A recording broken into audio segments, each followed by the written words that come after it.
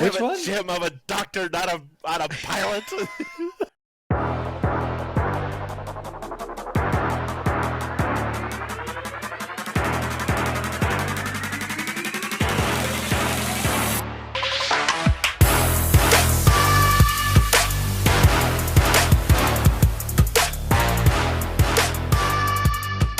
We're live.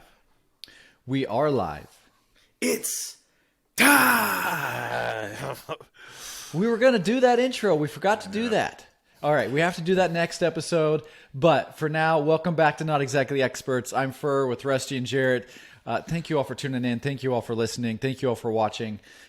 We're excited to go through another round here with you all. So, spring is here. Thank God. The weather's warming up. Things are looking up and up. We'll talk about that. The NCAA tournament's going on right now. If you're not a sports fan, it still is. Yeah, I know exactly. I had not been paying attention. The Cowboys aren't in it. We know. If you're not a sports fan, or if you are a sports fan, I'm sure you're aware of it. At least that it is going on. And then there's this like little boat that got stuck in this like little canal. Boat. We wanted to touch on that. I'm sure you've all heard about that as well, but we have kind of a different spin on things. So we'll get to that. But welcome to the show. Happy to have you here. Guys, how the heck are you doing? I'm putting together a little Lego guy that my in-laws gave me. So that has been a task about half the day. I'm not very good at Legos, so that's like what I've been trying to do. 14 pieces. Yeah, it is. Instructions? Yeah, they do, but then I took them out of the box and I accidentally ripped it. So it is going to be a challenge. So yeah, that's what I've been doing today. How much time have you spent on that? Like it's like 23 pieces. It's more than that. If you could see all the pieces I'm looking at right now, it's more than 23. I mean, this is. Let me see if I can find the biggest. That's the biggest piece. Okay. I mean, so, and I have big hands, so this is. I mean, that's the biggest piece. I mean, there's one. Here's the smallest. It's just one. It's just one block. It's one little cube. I mean, that's one piece. Have you ever done Legos before? No, my brothers were really big. Oh, Ever? You've never done Legos? I've played. You shouldn't be surprised. Oh my God! Did you really just say that? Yeah. Okay. I've played with Legos, but it was only after my brothers were done building them. They went at Christmas, birthdays, when they got Legos, everything was done. They shut down. They're like, okay, we're putting this together now. And they had the instructions pulled out. They had all the pieces, and they separated it. And they would put together some. There were some pretty big things that we got, and they loved it.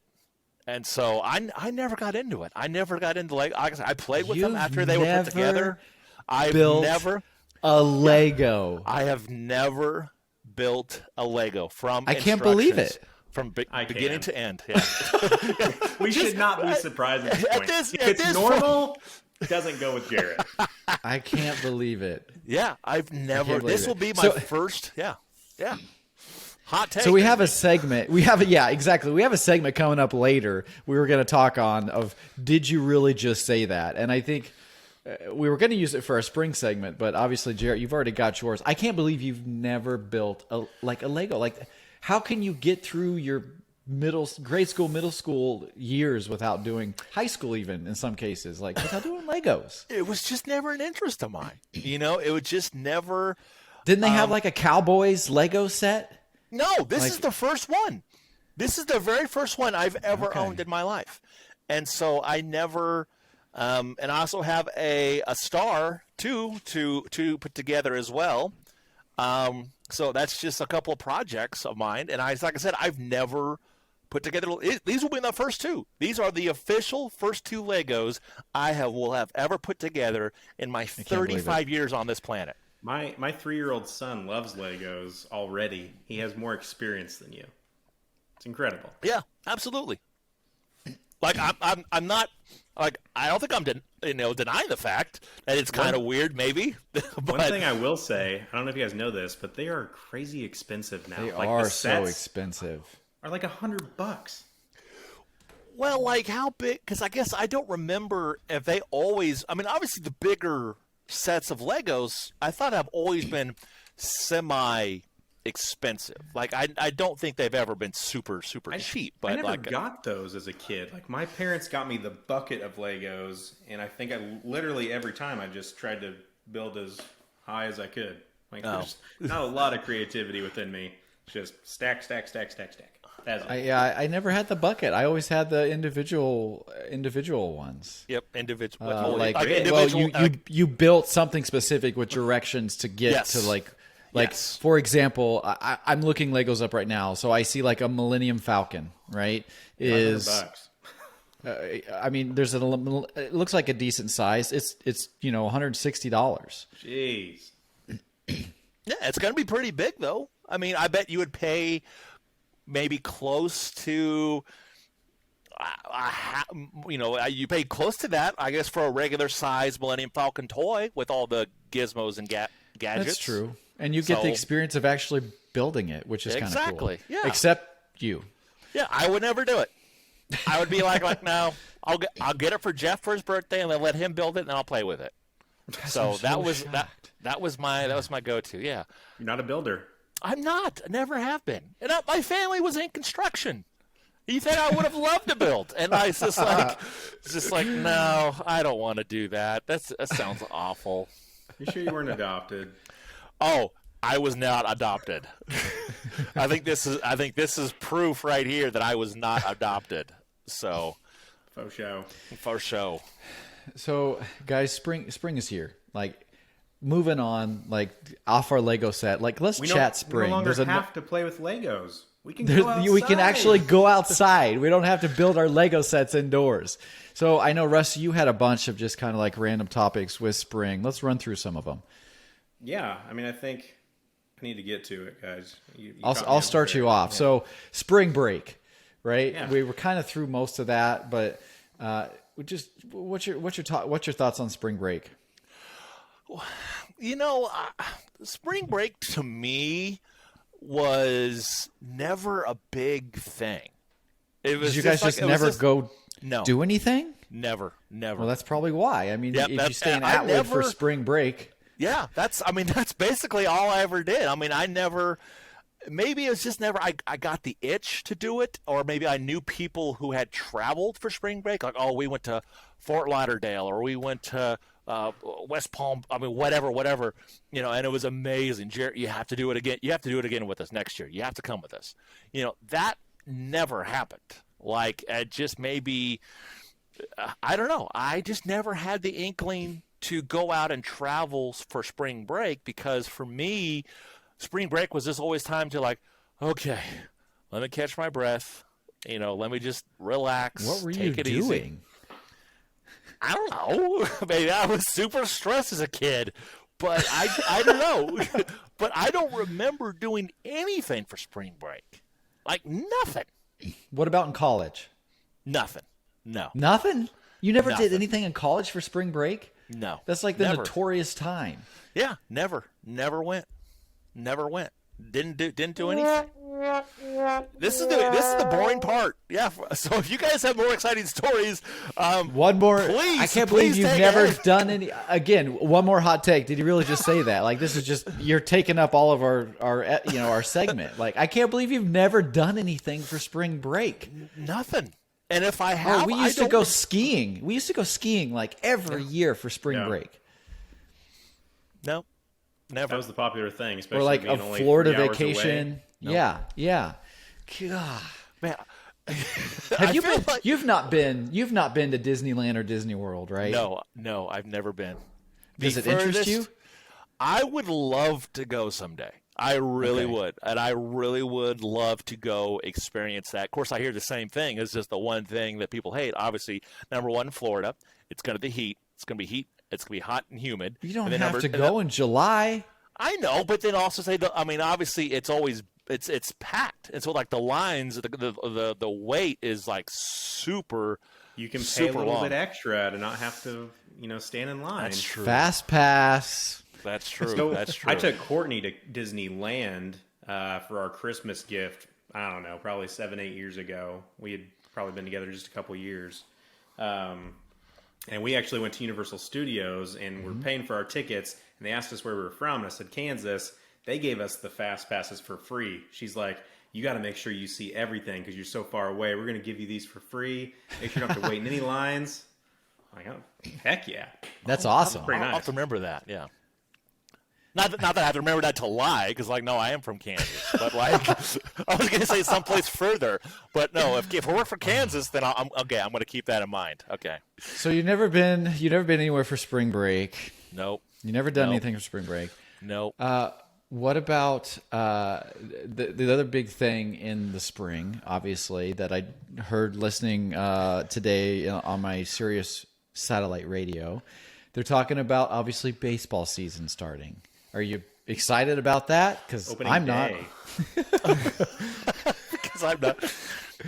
I have, for a long, long time, I have always told myself every year at the beginning of the season, I'm going to watch more baseball.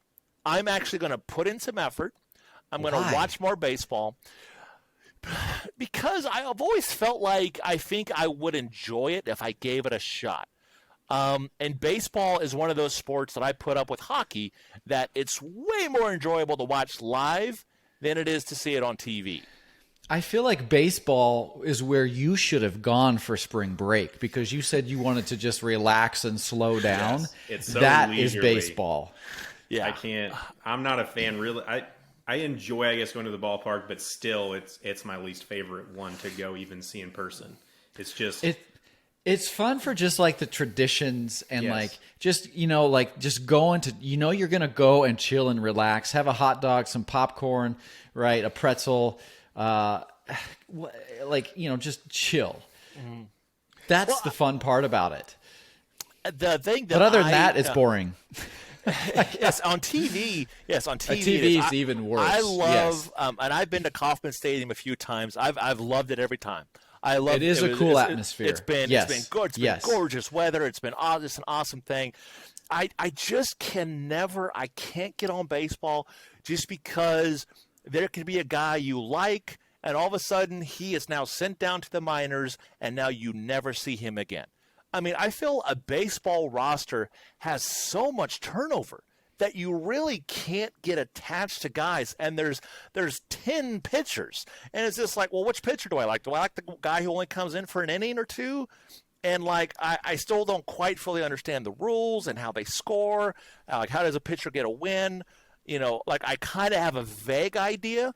But, tell us, how does a pitcher get a win? okay, so a pitcher – let's see. Okay, so as far as I know – Just strike people out, right? No, okay, so they have to be – so when the pitcher goes in, I think to get qualified for a win, he has to pitch more than 5 innings. And they have to be ahead by the time he goes out. Now, if they lose that lead, and then if they lose the lead at any point in the game, I don't think he gets that. He does not get the win.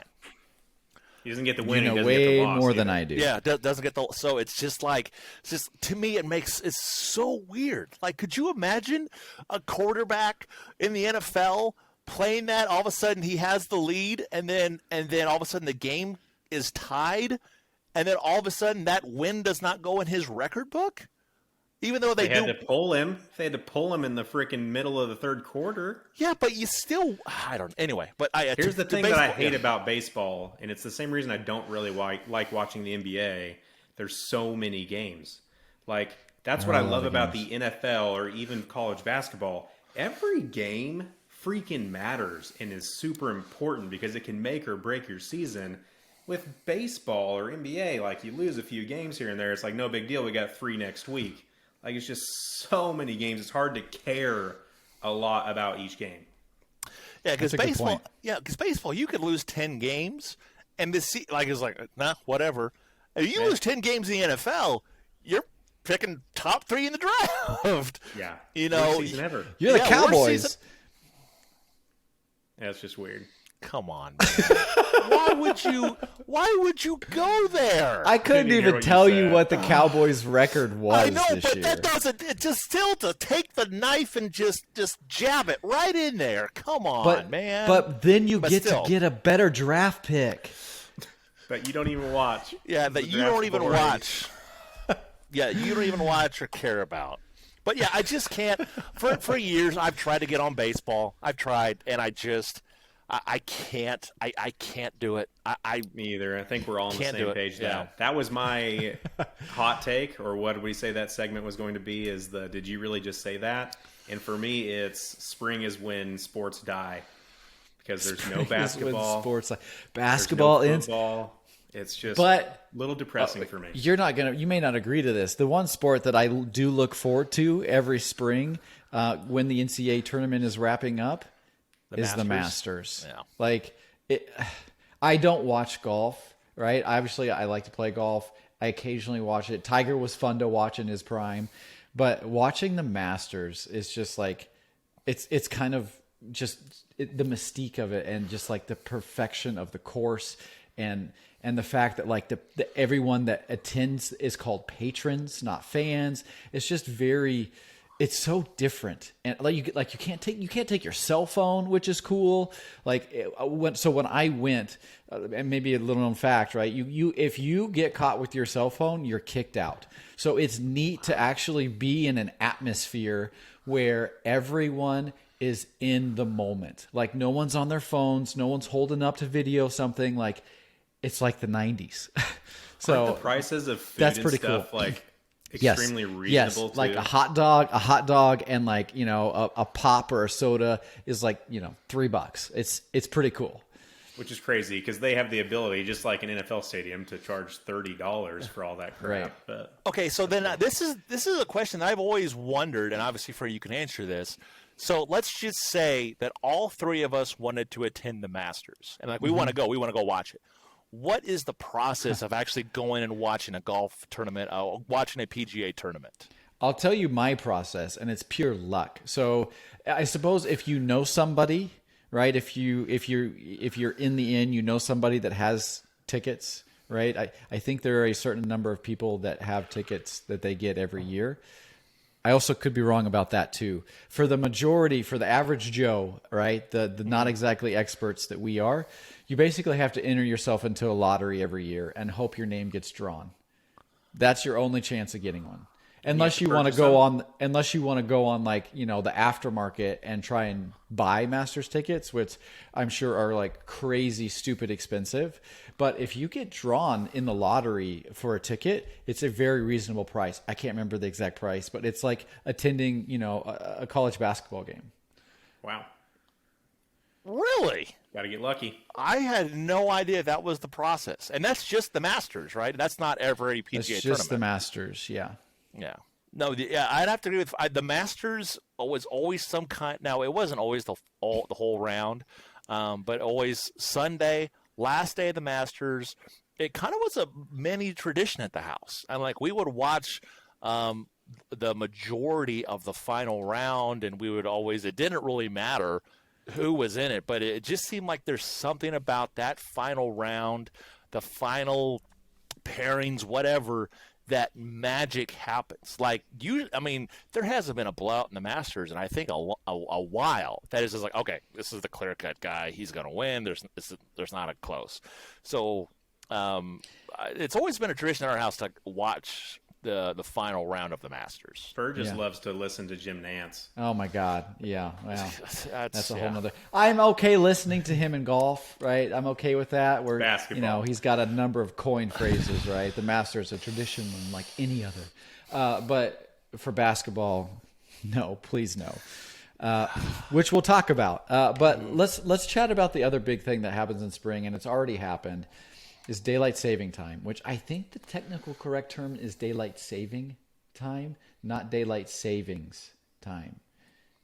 You guys will have to saving time, we're not savings time. You'll have to fact check me on that. But why why don't we freaking stay on this time the whole year? Like, We've talked why about do this we like have 4 to? times. Why do we have to change and have a different time and the sun sets so freaking early? Like, can we just stay on this time the whole year, please?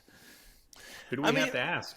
We got to write our senator? I was trying to research this. I don't know. It's like an act of Congress, I think, at this point to make it happen. Although it seems like every year it happens, there's a growing trend. You hear the news articles, more and more people are considering blah, blah, blah. But then I feel like it fizzles out every year. So... And Rusty, you lived in a state with no daylight savings time. So Well, yeah, you stay on the other time the whole year, which I actually would not like at all. I'd rather be on this time year round. Yeah, it's different. I'd like not having to change my clocks. Sure. That's super nice, but Arizona, like, it's hotter than heck, so some people are begging for the sun to go down because then it's nicer. That's true. So, I mean, change your clocks. I mean, it's not 1955. It's not like, oh, we have to go back and move all these clocks backwards. It's like, no, everything's digitized. It's just like, you know how many clocks I changed? 1. It was the microwave. And I don't think it still works because I think it's still an hour behind, but I'm not fretting over it because my phone does it automatically. So it's not like it's the only thing I hate is like if I go to bed because we go to bed late. Technically, we're not going to bed at midnight. It's now 1 o'clock. And so now that means the wake up time is obviously an hour earlier than what your body's used to. I just don't get it. You got your it. microwave, you got your oven, you got both vehicles typically have a time, like a clock in your vehicle. I don't care about that. Like, I'll freaking change my clock every 2 weeks back and forth for fun if we just would stay on this time.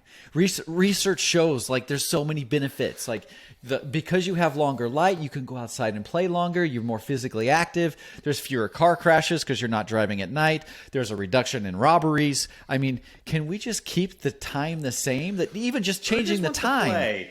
There's play. Can I just play? All right. Yeah, that's my rant. That's your rant for the day. You got my vote.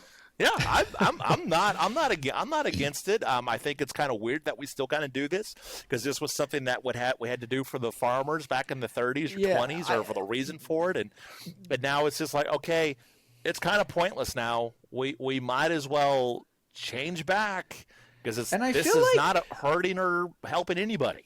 I feel like the majority of people are on that same page. So, like, why is this so hard to do? Like, it was something a long time ago that maybe made sense that clearly doesn't anymore. Mm-hmm. Why is it so difficult? Like, can we just get on with it? Because I think a lot of people are in the mindset that they just don't care. It's just like, you know what? Whatever. I care. I Come can on. tell. I can tell, but it's just like it's that laissez-faire attitude that people have about this minor thing. Oh yeah. The French are coming out. Yep. Use a fancy word. So it's and Borat, a fancy word. You're very fancy. Okay, are you French or are you Borat? Borat. I said Borat. I'm very, very proud of you. You and Allie and my little brother should all have a college. And my little brother, he basically does one accent. A college? Yes. So we have this thing. So my little brother, every time he does an accent, it always goes to like Yosemite Sam taking a crap. Because it's always this goes. It always like. What does that sound like? What is you fireman! It just kind of goes into that. Like no matter what accent he starts with, he'll do it for like 2 or 3 seconds, and then it just goes to Yosemite Sam. And Yosemite Sam? Yeah. God, that was a great character. That's my favorite Looney Tunes character. I'm just gonna say it right now. And then I remember my Allie. We were driving around. We must have been on Popeye Street. And so we were just joking around like, I like spinach, something like that. And so Allie tried to imitate Popeye, and it wasn't even close. I think it was just what I just did. It was just like, I love spinach, and it makes me strong. That was her imitation of Popeye. And so I just make fun of her all the time. So not all the time, but with her impersonations of cartoon characters as well. So. And of So course, are you saying that mine was bad? your imitation of French people turns to No, Borat. no. I think you missed me saying it. I actually said or Borat, and then I went into my Borat. Did you? Yes, I did. We're gonna have to go to the tape. When you rewatch this, you'll see. Where we watch it. And Borat, a fancy word. You're very fancy. Okay, yeah. I called it. I called glass. I called glass. Yeah, I didn't think you did. So Speaking of glass and calling the bank, there's the NCAA tournament that's going on right now. Yes, there is. calling Sit the up. bank. Okay. I did you not hear me say that? I did. I Okay. did hear you say that. Yes. The bank is open. The bank is open. First off, I have a rant that I want to get to about the NCAA, so we'll get to that. But let's talk about the tournament. It's obviously been far different. There are 0 blue bloods where they're even in the Elite Eight. There's not any in the Final Four for sure. Like, it is a very different tournament than what we've ever seen from what I can remember. Is this because of some of the new changes, right? So you can now get money, right? As a player, you can make money from your brand, basically, right? Did the NCAA change that? Not yet. Not yet. So that's a lot of it's in the process. Yes, it is. It is coming. Okay. Yes. So are we seeing? Is this the new college basketball where these blue bloods aren't as competitive? Like, we see these mid-tier programs that are now able to knock off the big boys, or is this just a one-off freak season? I think a lot of it has to do with just being a freak season. I mean, we're talking about now. Obviously, we do have a couple of number ones in the tournament. We still have Baylor's the number one seed, and Gonzaga. Right. I don't think there was any question about those two teams. Houston, do you consider them an underdog, even though they were a 2 seed or 3 seed? Are they a mid-major school though? Yeah, I mean, they're not Houston. No, they're Division 1. Not, I don't think they're Power 5, but they're still a pretty major Division 1 program. And then you do have UCLA, which is obviously a blue blood, but It is, but they're an 11 seed. and they had to play to get in. They were the play in to get in game. They didn't. So not only are they a low seed and have had to play a higher seed every single time, they had to play to get in. And now they have absolutely rode this momentum to the Final Four. Somebody explain to me, too, why the play-in game isn't 16 seeds. Like, why aren't there more 16 seeds that have to play in? Yeah, I have no idea. Again, there's a lot of stuff that doesn't make sense to me about the NCAA, which my rant is coming. But yeah, I mean, if you look at the Final Four this year, obviously Gonzaga's kind of been a name recently.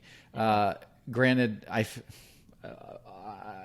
I'm sure I will catch flack on this for all the Gonzaga fans, but they've had the easiest path to the Final Four that I feel like anyone could have. Like, they've played no one better than a 5 seed.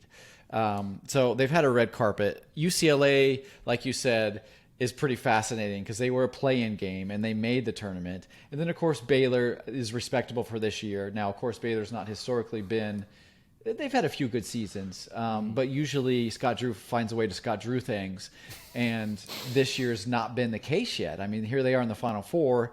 So that's a 1 seed, like you said, and then Houston, a mid-major. It's definitely been a different year. It has been very, very weird. And you know what? I don't. Gonzaga has always been one of that. The Cinderella story. I think it was back in the '90s when they really got big name, and obviously, their big guy. John Stockton used to play at Gonzaga. Mark Few has absolutely turned that program into an absolute. Yeah. I mean, it is. They're a blue blood now. They're up there. Cinderella. Yeah, they're not a Cinderella anymore. No one is going to be surprised by Gonzaga. Gonzaga is now in the same conversation as Kansas, Duke, North Carolina, Kentucky, which is absolutely incredible that Gonzaga gets mentioned with this. But First of all, before we move on from Gonzaga, has it ever happened that a college basketball team had 3 players in the running for National Player of the Year? I had no idea. That's impressive. That's unfreaking real. And that Especially kind of like a speaks, Gonzaga. though, that speaks to, well, one, why they're doing so well, and two, why you're not seeing any of the blue bloods or any of like the typical brand name teams as far as they are, because again, kind of a freaky year for that. It was probably hard. I don't know this, but I'm sure it was hard to do the normal round of recruiting through COVID of last year and even into this year. Like, I don't know if that affected everybody, but I'm sure it didn't help. It's just, with Gonzaga, and obviously now, if you're one of the blue bloods who just has not been good at all, Kentucky, Duke, North Carolina, if you're losing 9, 8, let's say 8, 9, 10 games, guess who's not paying attention to your program? Guess who's not looking at your program for maybe National Players of the Year? Well, you have 10 losses. Like, how good can your players be? So that's why, the MVP National Players of the Year are always teams with the best records. It's never teams who have skated by because they have one great guy who has absolutely carried them the whole way. Well, Oklahoma would be, or Oklahoma State would be Cade an Cunningham? example of that. Cade Yeah. Cunningham would be you're an talking about Cade example of Cunningham. that. Yeah. Which he's probably going to win it. I would assume. I would. Yeah, or I mean, he single-handedly carried that team for sure. But the one thing that is different this year that I appreciate, because I freaking hate one and dones, is the teams that are successful this year are the junior, senior laden teams, the teams that are playing together. Gonzaga is not the most athletic team out there. They keep beating teams that are way more athletic than them, but they play as a team. They know each other. They anticipate. And that is what I miss about college basketball. So I hope this gives a little more insight to show, like, hey, these one and dones are overrated. Calipari, keep taking them all you want. It obviously didn't work for you this year. Let's get some guys that stick around and are there for 3 or 4 years. But yeah, weird year into the NCAA tournament. Very weird that you don't get to all the locations that teams have to play, and now everybody is Indianapolis or San Antonio. I feel like things are going to get even weirder, and maybe it's just this year, but with the transfer portal, now kids. Someone explain that to me. Why do we have video game transfer portal in the NCAA? What does that mean? What are the rules? What can you do? How does this work? I don't know. I honestly don't. I wish I knew. Yeah, I wish I knew. Okay. I don't know. I don't know a lot The about old it. The old rule was if you transfer, you had to sit a year out. Right. I think because of circumstances, maybe they aren't doing that right now because there's tons of kids in the transfer portal. Yeah, and I don't know. Is it COVID related or is this temporary? Or is this permanent? Has that been announced? I have no idea. Somebody needs to research it and let me know because I'd like to know too. But and I think a lot of that goes through the NCAA too. I think they all look at every different case, and each case is in scrutinized. Like, okay, why is this kid transferring? Do we grant him immediate eligibility, or does he still have to sit out for a year? What I do want to talk about is how upset I am with the NCAA. Please tell us. I'm dying to know. You're not best buddies with the NCAA? Nobody is. Gosh darn it! Like, first off, let me start with this. This is breath there, folks. This is a few weeks old, but I'm sure many of you have seen this. But for those of you who haven't, the NCAA caught a lot of flack a couple weeks ago at the start of the tournament, both men's and women's, when one of the gals on, I forget the name of the Oregon. team, and Oregon. So a gal from Oregon basically posted on social media and said, look at our gym, our weight center, our fitness center. And it was literally this like little miniature stack of like 8 dumbbells and some yoga mats. And then the guys have basically a Gold's Gym of every little thing you can think of. Like, if you're putting together something like that, if you're in the NCAA, don't you think that, especially in today's world, don't you think that's going to come out? Like, who missed that, and are they fired? Like, that's terrible. Look, I understand. I'm sure that the men's stuff draws more revenue. It has higher viewership. But look, use what is brought in from the men's team and the men's games to pay for some of that stuff and make those gyms equal. And the NCAA, here's the gripe. The NCAA comes out and says, well, we didn't have enough room. We're going to get you a bigger one. Bull. That is crap. There's other videos that show, and it like pans open, and there's a freaking like football-sized field of space they could have put it. So like then they get caught with their pants down. How are they getting away with all this stuff? It blows my mind. Yeah, they fixed it because Dick's Sporting Goods is like, wow, look at this opportunity. We can make a good name for ourselves. Let's donate all this stuff for them. And then the NCAA doesn't have to pay for it. So kudos to the NCAA. Dick should have freaking charged the NCAA oodles of money to do it. Like, that's ridiculous. Second gripe. This is more recent. This is on the men's side. I don't know if you saw this. This is pretty recent. So the Cinderella story of the tournament, Oregon State's just humming along. Number 12 seed, knocking people off left and right, right? They lose their game in the Elite Eight, or to get to the Elite Eight, I forget.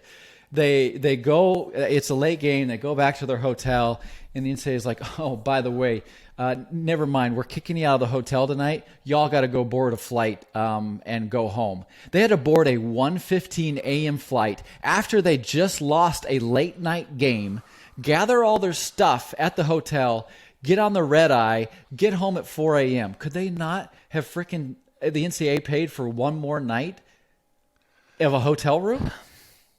Because Arkansas also lost that night, and they got to stay in a hotel. So who dropped the ball there? And this is Same person. This is something. Now, I had not heard that story. Look it up. I had heard the first one. Look, the NCAA for a long time has absolutely been scrutinized because they just seem like they cannot make the right decision. They come down hard on kids who absolutely do not deserve it, and then all of a sudden they turn a blind eye to kids who have blatantly broken the rules. There is something has been amiss here, and the NCAA misses it. Look, that and I want to go back to that first topic you said about the men's. Obviously the difference between the men's workout and what they get and compared to the women's workout, which was absolutely eye-opening. And then you said, well, maybe it's because the women's game doesn't bring in enough revenue. It's college. These kids aren't making money. It's not the WNBA. We should not be worried about revenue. Everybody should be getting on the same playing field. It doesn't matter that this organization doesn't bring you a lot of money. That shouldn't matter. You should. This is even straight across the board. Yeah, and I'm sure the NCAA has TV deals though, and they're a lot more lucrative on the men's side. But it shouldn't matter. Yes, it's just like it's. I agree with you. I agree with you. The NCAA should not really be a business. This is supposed to be helping college athletes and helping them transition if they don't make it to the pros and all this, and it should not be a business. But as we can see, it's a business, and that is absolutely terrible. What the NCAA has done, continues to do, and no one, unless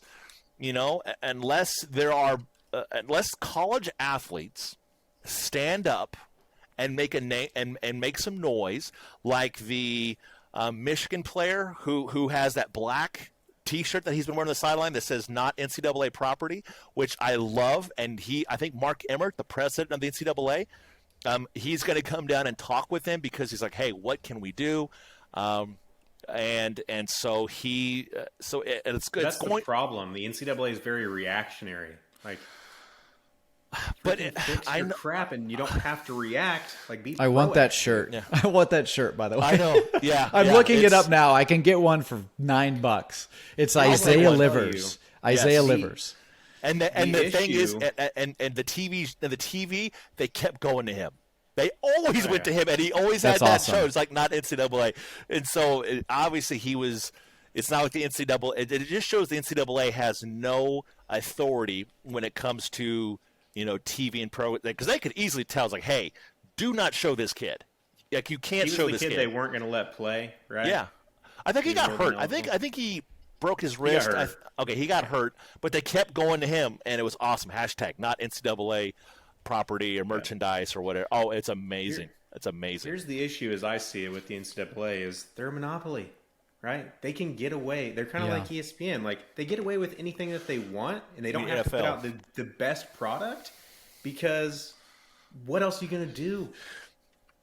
Like, there's no other college program, right? There's not some huge other business or whatever. You can just imagine Walmart without any competitors. Like, they can make the rules.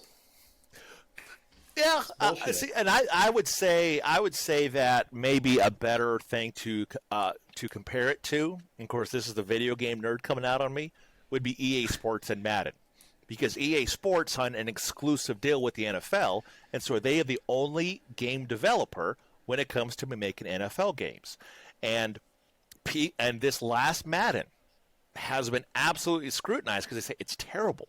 It's awful. Been terrible for years. They've been terrible for years, but guess what? They own a monopoly. No one's Doesn't making. matter. No People one. buy it, people play. People buy it. People play, and no one else makes it. So it's like if you want to play NFL football, you have to come to us. The NCAA is just like they're the only governing body that overwatches everything. Until some of the Power 5 conferences like come together and say, screw the NCAA, we're going to go do our own thing. That could happen. Yeah. I feel like there's a chance that could happen, especially if things continue to get worse. Because, I mean, if you lose some of the big Power 5, all of a sudden they become Everybody the power. would come. Yep. There you go. There goes your money makers. Yep. On your topic of money makers, there's a lot of money that got stuck somewhere in this place called the Suez Canal on a ship, a giant ship, by the way. Holy cow. The Evergreen. For those of you that have been living under a rock, I'm sure you've heard it by now. It's kind of old news, but obviously this big ship gets stuck in this canal, and it's blocking 10% of the world's trade, all congested right there. And so we put out on social media, wanted to kind of spin a twist on this and ask ask all of you. How did the ship get stuck? But wrong answers only. And so, Rusty, you want to go through some of them? I think we had some pretty good responses. And then I think we're going to vote on maybe the top 3 and send a not exactly experts Suez Canal koozie to. It may not be the Suez Canal version, but we're going to send a not exactly experts koozie to. Heck yeah. There's some good ones on here, by the way. We had Omar Furcha saying, "This is the result of sneezing while captaining." Okay. That'd be an intense sneeze. We've had multiple people say, like, this guy, the GPS told me to go right. This guy said, "Right turn, Clyde." We had Dusty Quinzer. He says captain's wife had just called him and said, "Hey, if you get home before me, would you start cleaning the house, please?" Okay. That one I thought was funny. Ethan Stover put a meme of, "I'll tell you who it was. It was that damn Sasquatch." Pretty sure that's from, is that Billy Madison? What's that from? You guys have to look at it and tell me. Yeah, I went on Facebook, man. I have to look at the picture. I'm pretty sure it is. Okay. I'm pretty sure it is. We had somebody say Wayne Caldwell, he should have made that left turn at Albuquerque, which I'm pretty sure is a Looney Tunes reference. Yep. This guy, Larry Marshall, said the captain forgot his mask and tried to go back to get it. Okay. Adam I like Daniel that. Said Adam Daniel said Wile E. Coyote blew it sideways. Another Looney Tunes Ooh, reference. Wile E. Coyote. Yeah. We've had a lot of Looney Tunes tonight. I'm enjoying this. Yeah. Maybe familiar name, Jeff Finley said. Don't know who that is. Yeah. Fast and Furious Suez Drift. Nice. Coming to a theater near you. Recent person commented, Roger Lee, "Damn it, Jim, I'm a doctor, not a ship's pilot." I don't know why that one tickles me. And then Dustin Anderson said maybe it was a DUI checkpoint and he decided to whip a U-turn. Nice. I like that. DUI checkpoint. Mine was, I said the captain was bet $100 he couldn't parallel park the ship. Jarett, why are you laughing so much? That one got me. I don't know why that one. I love that one. Damn Which it, one? Jim, I'm a doctor, not a pilot. Bert, you know what that's from? It's from Airplane, right? Well, my God. they probably say it on Airplane, right? But I think, doesn't it originally come from Star Trek?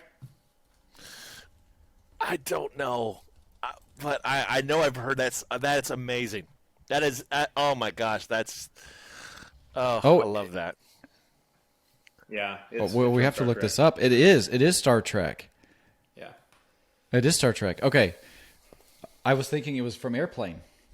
They could probably say it on Airplane, like they. Yeah. I mean, They may have. Yeah. they probably Okay. reference it. Nice. Okay, like we know that Jared's vote. We know Jared's vote. Yeah. All right, so on Instagram, here were a few. My favorite. Big John commented there was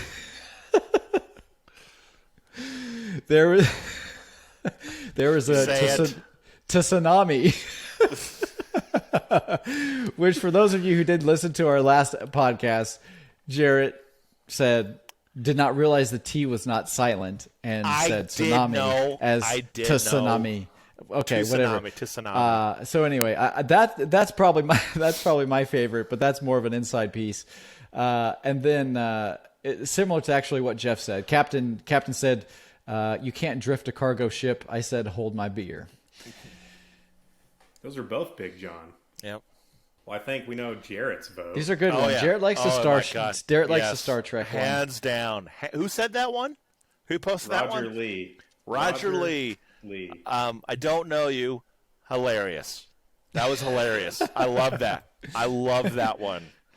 Have you guys seen the picture of the excavator next to the giant ship where they're trying to dig it out? It's comical. We'll have to post this. We'll put it up on the screen here as we're talking about. It's comical. Like, see how tiny this little excavator. It looks like a little toy. It's like me when I'm trying to win an argument with my wife. Not a chance. What am I doing? I think actually the driver of the ship is 100% our Neek of the week. The not exactly expert. The not exactly expert clip of the week is the driver of that ship. I did have another spring thing I was going to say that what's been on my mind all day today? By all means, yes, please tell us. Mowing the yard. Like, very good point. I don't know why, but it like all morning. Every time I let the dogs out, I look at the grass. I'm like, I have to mow. I kind of need to mow. I need to go out. That's what I thought about all day today. I was just like, I should mow. Craving it? A little, and it's I don't know why, but it's something I do. I just put on my headphones, listen to music. I mildly enjoy mowing. So I'm not a fan. It's been, like I said, it's been on my mind all day. Like, it wouldn't be Jeff. You used to mow for a business, like you had a landscaping business. Do you enjoy mowing? That's different. Not that much. No. Okay. I'm fortunate. My wife actually enjoys mowing, so I usually trim and like start to trim the yard, kind of pick up things and whatnot while she starts mowing, and then when I finish trimming, then I get out like the blower. And she's already done the outsides of everything, and so I blow off the sidewalk and the driveway and everything. You guys are just such a team. We're a it's team. So it's damn a team cute. effort. My goodness, It's disgusting, isn't it? It's amazing. It's so disgusting. Yeah.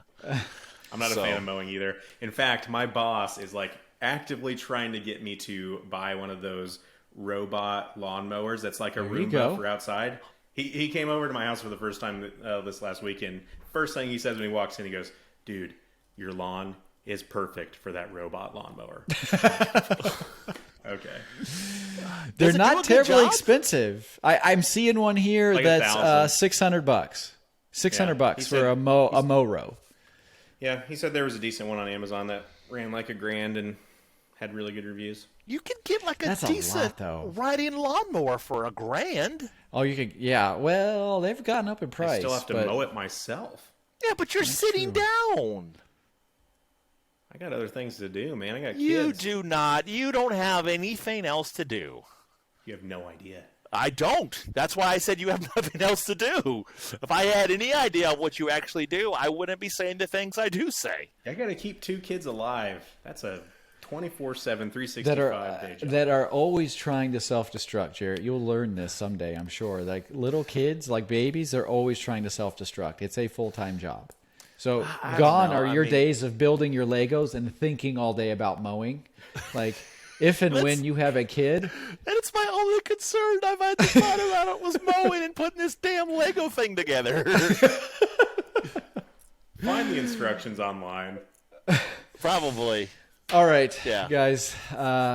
Thank you all for tuning in and listening.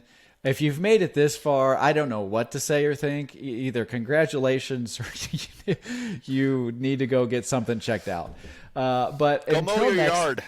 Go mow your lard. Go mow your lard. Go mow your lard. Go mow your yard or put together. Go mow your lard or put together Yegos. Yeah, that's right. We all say stupid things. It's amazing. You know, me and Fur have. I don't think I've heard. We haven't heard Rusty have a slip up the tongue yet. Something like that. He's just on point. He's Very calculated. He's very calculated. Yep. He thinks that's before just he how says. he rolls. We just spew it, and I about said something I shouldn't have. All right. Thank you all for tuning in. Excited to have you here. We'll catch you guys and gals next time. Not exactly experts. Signing out.